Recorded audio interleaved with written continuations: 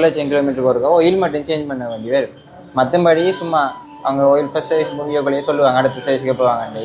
அப்போ வந்து அதாவது சர்வீஸ் பண்ணுற 1,00,000 மூணுக்கு பிறகா வீட்டு இப்போ கரண்ட்ல அடிக்கணும் அடிச்சு இந்த ஆட்டோ ஃபுல்லாக சார்ஜ் பண்ண போகிறோம். எத்தனை யூனிட் போகும்?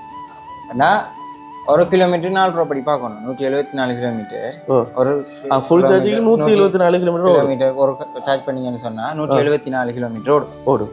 1 கிலோமீட்டருக்கு 4 ரூபா படி கணக்கு பார்க்கணும். டிஏ கொடுத்த டிரைவ் என்ன சொன்னீங்க?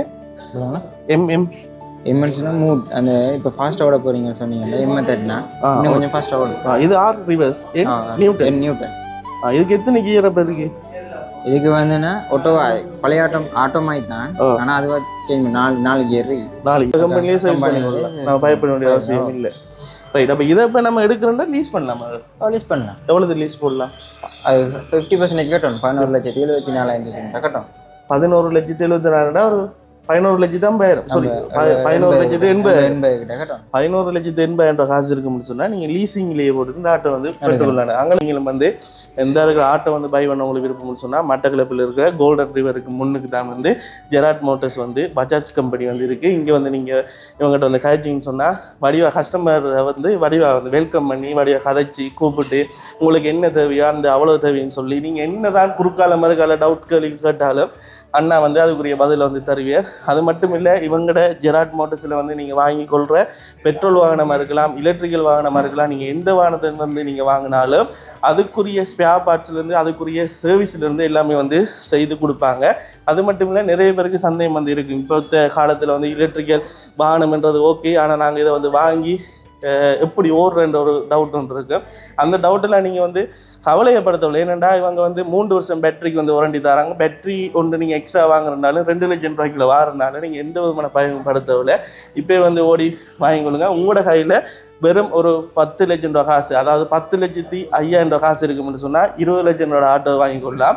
23,00,000 ரூபா ஆட்டோ வாங்குறதுக்கு உங்களோட கையில் ஒரு 13,00,000 சொன்னீங்க 11,80,000 ரூபா காசு இருக்குன்னு சொன்னால் 23,00,000 ரூபா இந்த எலக்ட்ரிக்கல் வாகனத்தையும் வாங்கிக்கொள்ளலாம்.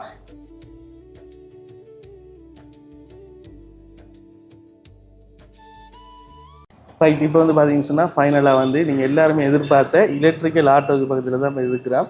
இந்த ஆட்டோட ஃபுல் வீடியோ என்ன, இந்த ஆட்டோவில் என்னென்ன ஃபீச்சர்ஸ் வந்து இருக்குது, எவ்வளோ நேரம் சார்ஜ் பண்ணால் எவ்வளோ நேரம் ஓடும், அடுத்தது எவ்வளோ உங்களோட கையில் காசு இருந்தால் இந்த ஆட்டோ வந்து நீங்கள் வந்து பை பண்ணலாம், அடுத்தது இந்த ஆட்டோட மொத்த விலை எவ்வளோ லீசிங் போடலாம், இதில் என்னென்ன, அதாவது பெட்ரோல் வாகனத்துக்கும் எலக்ட்ரிக்கல் ஆட்டோவுக்கும் இருக்கிற டிஃப்ரெண்ட் என்ன, இதை நீங்கள் பை பண்ணுற மூலமாக உங்களுக்கு என்ன பிரயோசனம்ன்றது தான் இந்த வீடியோட பார்க்க போகிறீங்க.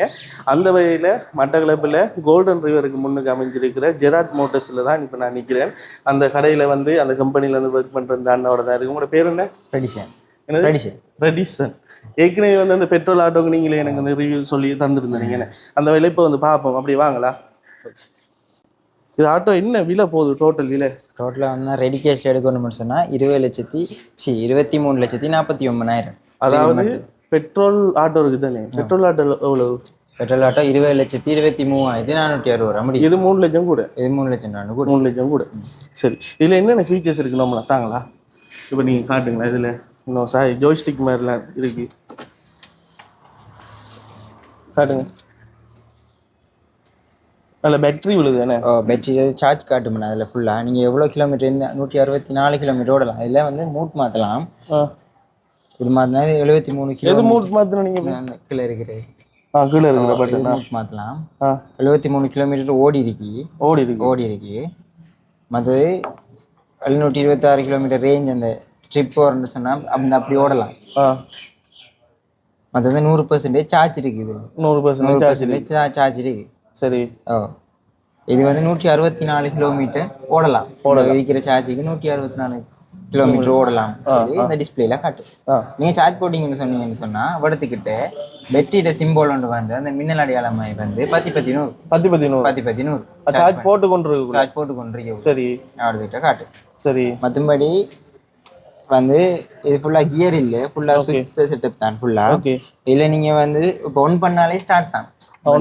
எப்படி ஒன் பண்ணாலே ஸ்டார்ட் ஆயிட்டு இப்போ நீங்க ஈஸியா போறீங்கன்னு ஓட போறீங்கன்னு சொன்னா பிரேக்ல கால் வச்சுட்டு ஹேண்ட் பிரேக்கை ரிலீஸ் பண்ணிட்டு டிஏ தட்டினீங்கன்னு சொன்னா மூவ் ஆகும். ஸ்டார்ட் ஆகும். மூவ் ஆகும். டிஏ தட்டி விட்டு போட்டு ஓகே கொஞ்சம் ஆக்சிலேட்டர் ரேஸ் பண்ணீங்கன்னு சொன்னா மூவ் ஆகும். மூவ் ஆகும். ஓ மூவ் ஆகும். அப்புறம் நிப்பாட்ட பண்ண சொன்னா நியூட்ரல். ஓகே நியூட்ரலில் தட்டி போட்டு திருப்பி ரிவேர்ஸில் இருக்க போனால் ரிவேர்ஸ். ரிவேர்ஸில் கிளிக் பண்ணீங்கன்னு சொன்னா ரிவேர்ஸில் போகக்குள்ள சவுண்ட் ஒன்று இருக்கு. ரிவேர்ஸுக்கு மட்டும்தான் சவுண்ட் இருக்கு, மற்றதுக்கு ஒன்றும் சவுண்ட் இருக்கு. இப்போ ஓடிக்கொண்டு போகக்குள்ள இப்போ நீங்கள் ஃபாஸ்ட்டாக ஓட போறீங்க அப்படின்னு சொன்னீங்கன்னு சொன்னா எம்மை தட்டினீங்கன்னு சொன்னா மூட் சேஞ்ச் பண்ணுறது அதுவாக தானே ஆட்டோவை கியர் சேஞ்ச் பண்ணி ஃபாஸ்ட்டாக ஓடும். ஃபாஸ்ட்டாக ஓடும். ஓ மற்றபடி எல்இடி லைட் செட்டப் இருக்கு. ரைட். மற்றபடி பார்த்தீங்கன்னு சொன்னால் எடுங்களா வைக்கிறேன். அது பார்த்தீங்கன்னு சொன்னால் இந்த லைட் எல்லாமே இந்த லைட் எல்லாம் ஒரு டிஃப்ரெண்ட் ஸ்டைலில் வந்திருக்கு. அடுத்து இந்த ஆட்டோட என்ன வேகோவா? விகோ பஜாஜ். விகோ பஜாஜ் புது மாடலாக வந்துருக்கு. இப்போ எவ்வளோ சேல்ஸ் போயிருக்கு இந்த ஆட்டோ? இது எப்படியும் ஒரு 10-15 கிட்ட போயிருக்கு. 10-15 கிட்ட போயிருக்கு. இன்னும் மட்டும் ஒரு கம்ப்ளைண்ட் எதுவும் வந்திருக்கு? இல்லை அப்படி ஒரு கம்ப்ளைண்ட் ஒன்று. இதில் சார்ஜரை காட்டுங்களேன். அப்படி வாங்க போய்க்கிறேன்.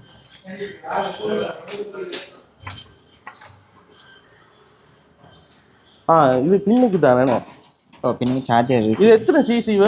இது வந்து பெட்ரி இல்லைன்னு ஃபுல்லாக இதானே பெட்ரி தானே. பெட்ரி என்ன சிசி காட்டாது. சிசி 9.5 வோல்டேஜ் கெப்பாசிட்டி அந்த பெட்ரியில் அந்த இது வேறு. இதான் பெட்ரி, இதுக்கெல்லாம் சார்ஜர் இருக்கு. சரி சரி சரி சரி சரி சரி சரி இதுக்கெல்லாம் சார்ஜர் இதுதான் சார்ஜர். சார்ஜர் பார்க்க வடிவம் தாண்டி. இப்போ இந்த சார்ஜர் இப்போ இவர் வந்து இப்போ நான் ஒரு எக்ஸ்பிளைனே கேட்குறேன். நம்ம வேண்டது இந்த சார்ஜர் இப்போ ஓவர் கரண்டில் வந்து 10 இது போயிட்டுன்னா வாங்கி விடலாமா? வாங்கலாம். பார்ட்ஸ் எல்லாமே இருக்கு. இதுக்குரிய ஸ்பேர் பார்ட்ஸ் எல்லாமே இருக்கு. சரி பாருங்க, இதுதான் சார்ஜர். இப்போ நாங்கள் இதை வந்து வீட்டு இப்போ கரண்ட்ல அடிக்கிறோம், அடிக்கி இந்த ஆட்டோ ஃபுல்லாக சார்ஜ் பண்ண போகிறோம். எத்தனை யூனிட் போகும்?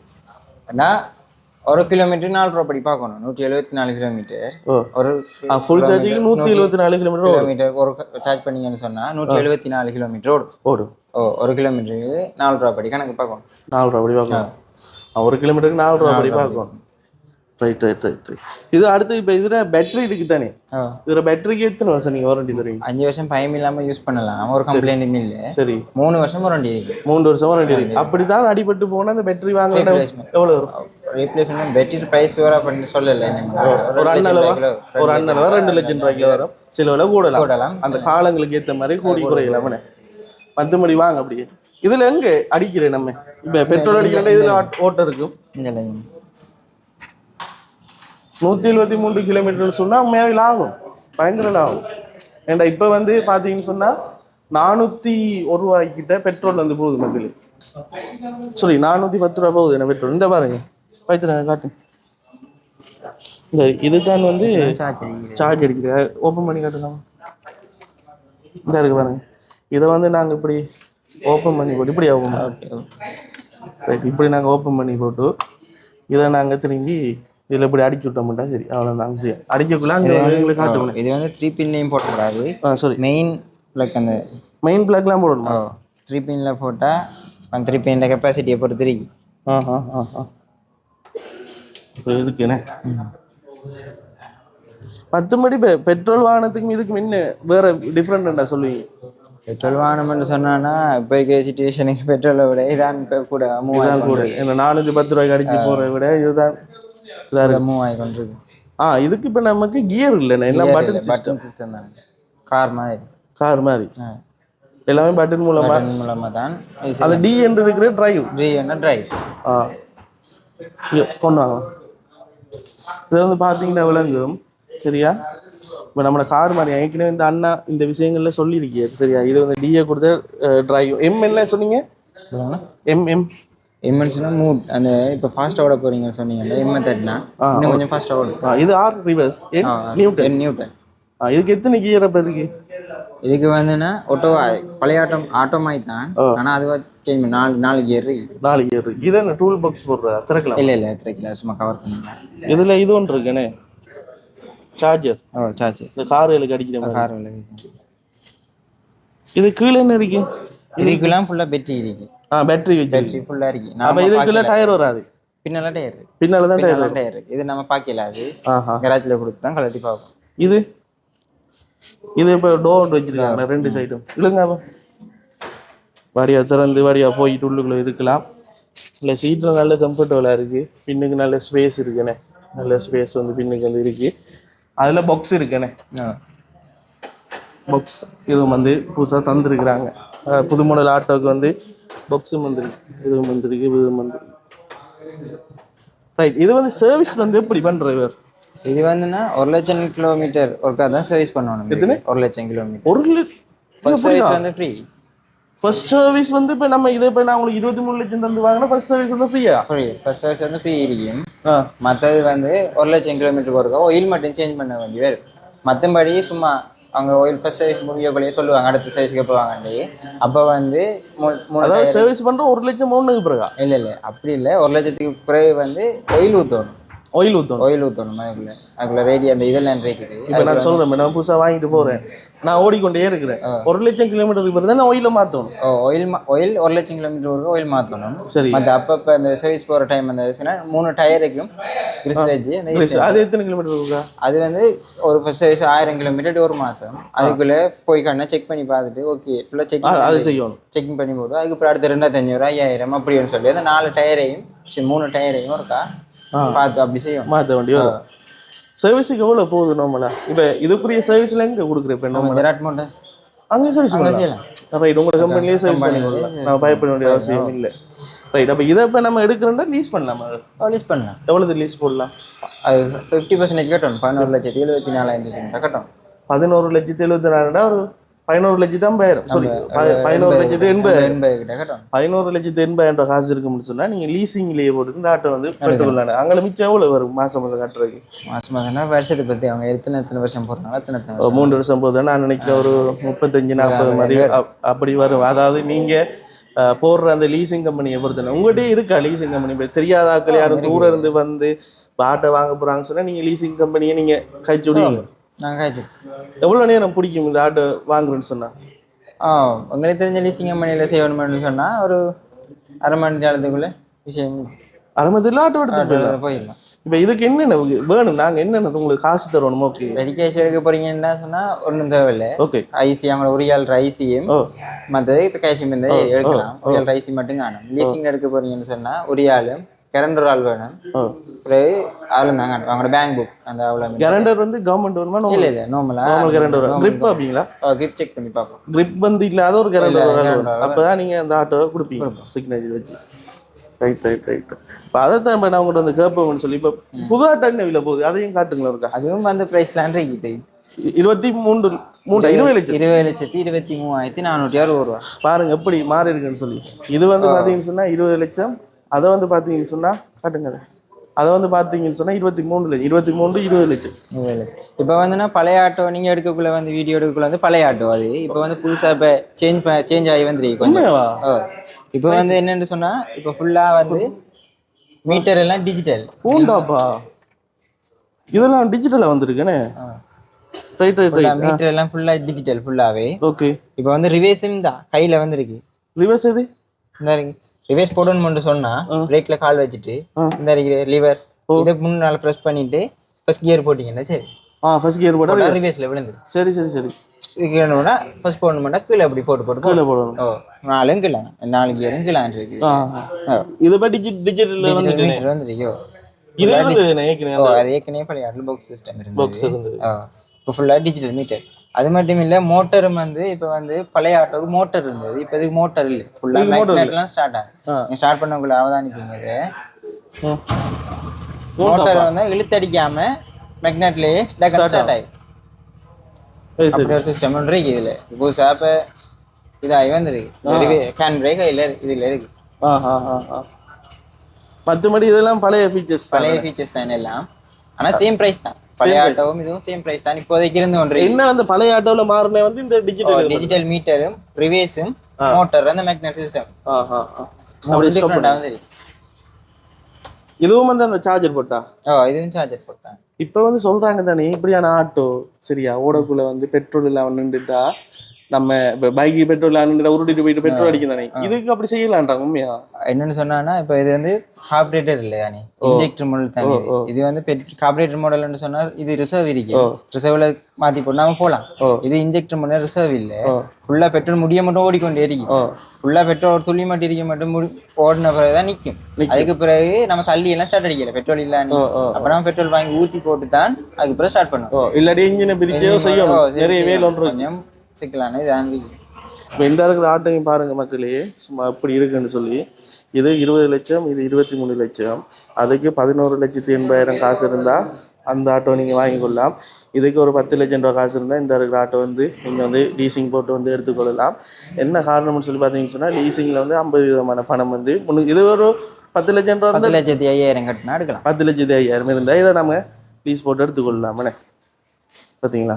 இது இப்போ இதுக்கு வாரண்டி எதுவும் இருக்கா? Engine warranty? இன்ஜினுக்கு வந்து 20,000 கிலோமீட்டரும் 1.5 வருஷம் வாரண்டி இருக்குது. என்ன 1.5 வருஷம்? 1.5 வருஷமும் 20,000 கிலோமீட்டர். அதுக்குள்ள பேட்டரிக்கு வந்து 5,500 கிலோமீட்டர் இல்லாட்டி 6 மாதம் வாரண்டி இருக்கு. இதில் பேட்டரி பேட்டரி இதில் பேட்டரின்னு சொன்னால் இது பேட்டரியில் ஒரு இல்லை. சரி, அதில் லைட்டுகள் வேலை செய்யுது, அது வந்து பேட்டரின்றனால. Right right right right. வேற என்ன விஷயங்கள் இருக்கு வித்தியாசமாக சொல்கிறேன்னு சொன்னால்? இப்போதைக்கு அவ்வளோதான் சொல்லி. இப்போதைக்கு அவ்வளோதான் இருக்கு. ரைட். அப்போ இப்போதைக்கு நீங்கள் பெட்ரோல் ஆட்டோவும் இந்த இருக்கிற ஆட்டோவும் வந்து கொடுத்து கொண்டிருக்கீங்க. ஏன்னா இப்போ கூட நான் டிக்டாக்ல பார்த்தேன், உங்களோட இன்னும் அந்த ப்ரொமோஷன் ஒன்று நடந்திருக்கு. ப்ரொமோஷனாக அந்த இன்னும் விளக்குலாம் கொளுத்தி போட்டுருந்தீங்க. அதான் எலக்ட்ரிக் லான்ச் பண்ணியிருந்தாங்க.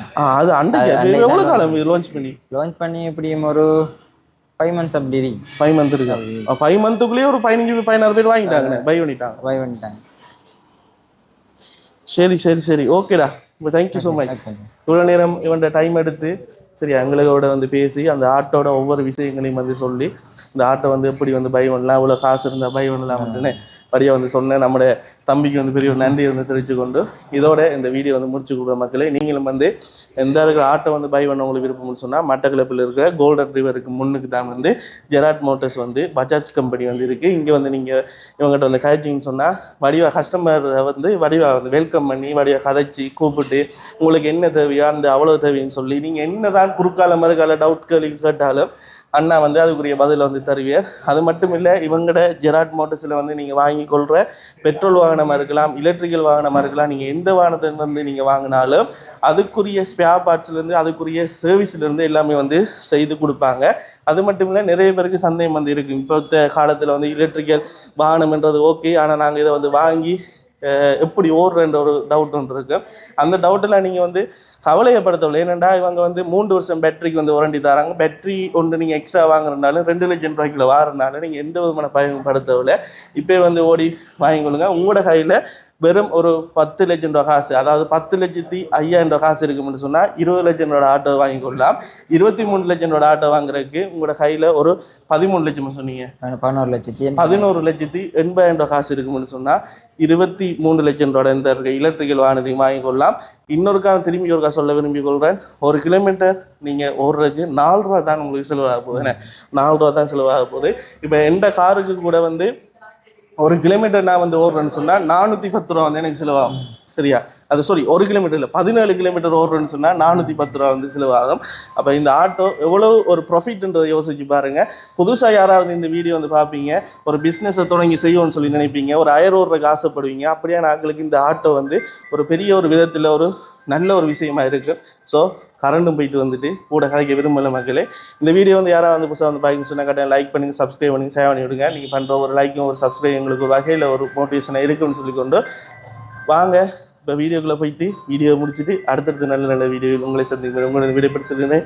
Bye guys.